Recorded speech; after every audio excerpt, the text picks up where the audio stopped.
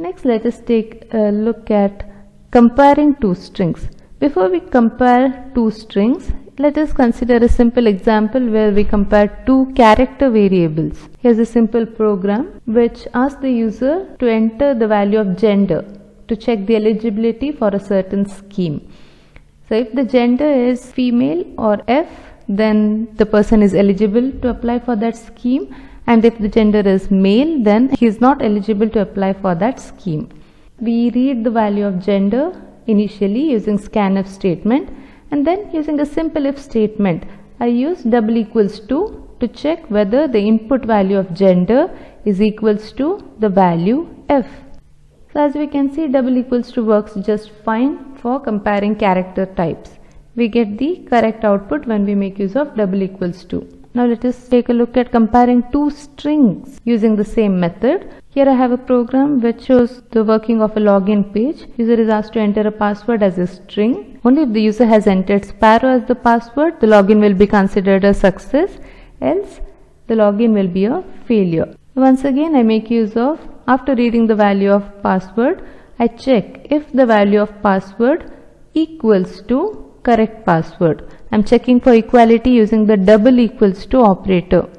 If both are equal, then print login success, else it is incorrect password. Now I entered the password as Sparrow. The correct password is also supposed to be Sparrow, but my program outputs incorrect password. This clearly shows that double equals to cannot be used for comparing two strings. In order to compare two strings, the best method to go for is to use the strcmp or string compare method of the string library. Once again, the same program, correct password is equals to Sparrow. Here one more thing you need to notice is the other method of declaring strings. I can also declare strings like this: character star correct password equals to Sparrow. Whatever value you initialize to this array, that will be initialized as the size of the array. So moving on in this program, I ask the user to enter the password first, and then I make use of the strcmp. I pass the two strings that I want to compare. If both the strings are equal, then strcmp will return a value 0. So if strcmp of password and correct password is equals to 0, then I print that login was successful. Else I print that the password was incorrect, hence login was a failure. Now I run the program and I execute the program. Enter password Sparrow, and it says login was successful. When I run the program again, if I enter the wrong password, it displays the appropriate error message. So strcmp function is used to compare two strings. The result of comparison is an integer. The two strings that you want to compare are passed as parameters to this function, and the result of this operation will be an integer. This result will be equals to 0 if both the strings are equal. If string 1 is greater than string 2 alphabetically, then string comparison returns a value greater than 0. Similarly, if the string 1 is smaller than string 2, then it returns a value less than 0. Let us consider some other examples to make things clearer.